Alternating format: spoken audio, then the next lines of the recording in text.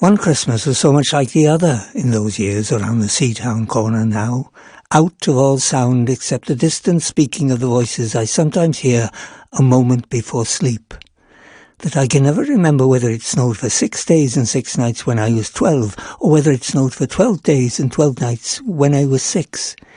All the Christmases rolled down towards the two-tongued sea, like a cold and headlong moon bundling down the sky that was our street. And they stop at the rim of the ice-edged freezing waves, and I plunge my hands in the snow, and I bring out whatever I can find. In goes my hand into that wool-white bell-tongue ball of holidays, resting at the rim of the carol-singing sea, and out comes Mrs. Prothero and the fireman. And then there were always uncles at Christmas, the same uncles. Mistletoe hung from the gas brackets in all the front parlours. There was sherry and walnuts and bottled beer and crackers by the dessert spoons. And cats. Some few large men sat in the front parlours without their collars, uncles almost certainly, trying out their new cigars, holding them out at arm's length, then returning them to their mouths, coughing, then holding them out again as though waiting for the explosion. And some few small aunts, not wanted in the kitchen, nor anywhere else for that matter, sat on the very edges of their chairs, poised and brittle, afraid to break, like faded cups and saucers. After dinner, the uncles sat in front of the fire, loosened all buttons, put their large moist hands over their watch chains, groaned a little, and slept. Mothers, aunts and sisters scuttled to and fro.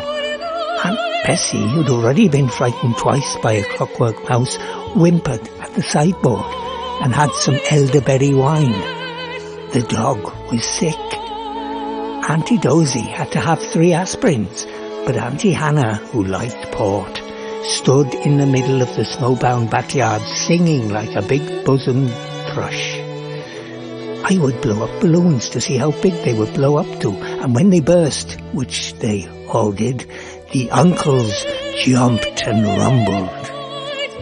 In the rich and heavy afternoon, the uncles breathing like dolphins, and the snow descending, I would sit among festoons and Chinese lanterns and nibble dates.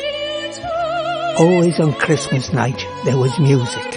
An uncle played the fiddle, a cousin sang Cherry Ripe, and another uncle sang Drake's Drum. It was very warm in the little house. Auntie Hannah, who had got on to the parsnip wine, sang a song about bleeding hearts and death, and in another in which she said a heart was like a bird's nest. And then everybody laughed again. And then I went to bed.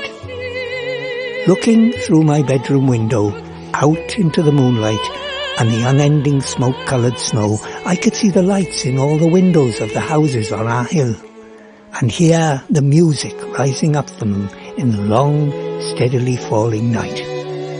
I turned the gas down, I got into bed, and I said some words to the close and holy darkness, and then I slept.